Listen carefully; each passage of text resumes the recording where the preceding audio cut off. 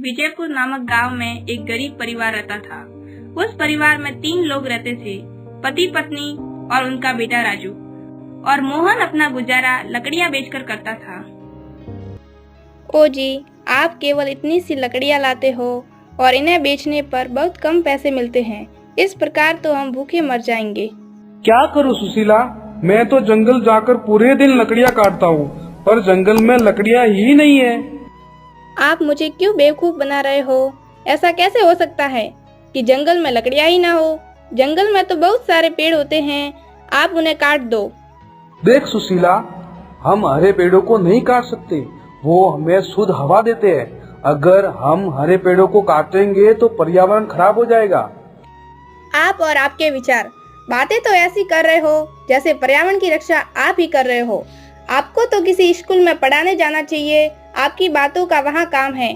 तू तो जानती है ना, मैं अनपढ़ हूँ, फिर भी तू मेरा मजाक उड़ा रही है। अगर मुझे दूसरा काम आता तो मैं लकड़ियाँ काटने कभी नहीं जाता। आप तो अनपढ़ रहे, परंतु मैं अपने बेटे को अनपढ़ नहीं रहने दूंगी। हाँ, मुझे पता है, आजकल शिक्षा का बहुत ही महत्व है। जिसके पास शिक्षा नहीं है वास्तव में वही गरीब है। इसलिए हम भी तो अपने बेटे को स्कूल भेजते हैं। स्कूल भेजने से कुछ नहीं होता, वहाँ उसकी फीस भी भरनी होती है। आज भी राजू को सबके सामने स्कूल में डांटा था। मैं भी तो कोशिश करता हूँ पैसे कमाने की, पर क्या करूँ, कितनी भी मेहनत कर लूँ पैसे इकट्ठे ही नहीं हो रहे हैं। और मैंने गांव के सेठ से भी पैसे उधार लिए थे, वो भी अभी तक नहीं दिए। फिर दूसरे दिन मोहन लकड़ियाँ काटने चला जाता है। वो अभी गया ही था कि गांव का सेठ मोहन के घर आता है। मोहन कहाँ गया है सुशीला? जी, वो तो जंगल में लकड़ियाँ काटने गए हैं। मोहन ने मेरे से पैसे उधार लिए थे, मैं वो लेने आया हूँ। महीने भर का बोला था, परंतु 3-4 महीने हो गए, अभी तक लौटाए नहीं है। देखो जी, हम जल्द ही लौटा देंगे आपके पैसे। हमारी परिस्थिति थोड़ी खराब चल रही है और राजू की स्कूल की फीस भी भरनी है। देख सुशीला, मैं तेरी सारी मुसीबतों को खत्म कर सकता हूँ और तेरे पास बहुत सारे पैसे भी होंगे। वो कैसे?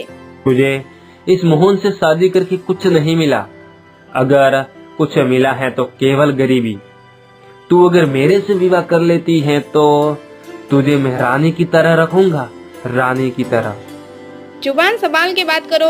आपकी उम्र देखो और मेरी उम्र देखो, मैं आपकी बेटी के समान हूँ। आपको ऐसी बात करते हुए शर्म नहीं आती? चले जाओ यहाँ से। तब सेठ गुस्से से लाल पीला होकर मोहन के घर से चला गया। कैसे कैसे लोग रहते हैं इस गांव में, किसी का थोड़ा बुरा वक्त आया नहीं कि उन पर हावी होने लगते हैं। जब शाम को मोहन लकड़ियां लेकर आता है, तब वो सेठ जी की दुकान पर देखता है कि सेठ जी उसके नौकर को डांट रहा होता है। अरे, तुझे इतना भी पता नहीं चलता कि वस्तुओं को कैसे खरीदना है और कितने भाव में खरीदना है? तेरी वजह से नुकसान हो रहा है। अगर ऐसे ही चलता रहा तो मुझे ये दुकान बंद करनी पड़ेगी।